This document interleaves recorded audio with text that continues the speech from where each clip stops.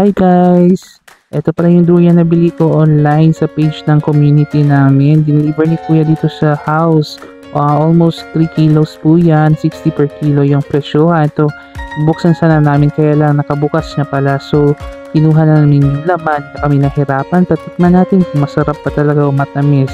O eto na nga, titikman na. Mumukbang ulit tayo yan. Ang sarap! Super sarap! Ang tamis. Tamis talaga. At saka makapal yung yung meat ng durian na to. Super tamis, hindi siya overripe.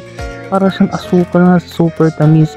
Pero ako, sa sarili ko, since maraming laman yung nakuha namin, naglilimit lang ako sa 2 buto pag kumakain ako. Just to be sure, and to keep us healthy. Para matikman lang.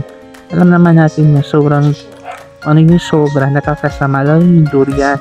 Nakaka-increase yun ng blood pressure, high blood, nakaka-high blood yun. So, dapat ingat-ingat din pag may time. So, yan kinakain ko. Nakain tayo guys, ang sarap. Ubos na yung unang buto. So, pangalawang buto na tayo. Sige, kain ka lang. Yan. O, diba? Grabe kung kumain, parang sumisip-sip lang ng kuhol ayan, nasa pangalawang buto na tayo. Yan, sarap na sarap. Pero guys, syempre naman ninanamnam ko kasi parang 4 months o 5 months ago na ako sis kumain ng durian. So ngayon panahon ng durian, dami namin durian dito sa mga fruit stand, sa mga mall dito sa Santos City. Hindi lang ito nakikita sa Davao guys, pati sa Jensen meron na rin. So ayan, kain tayo. Sana matikman yung durian ko. Uy!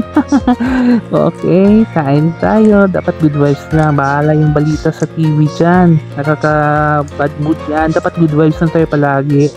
Okay guys ha. Hanggang dito na lang. Hanggang sa muli. Bye-bye! Wamo!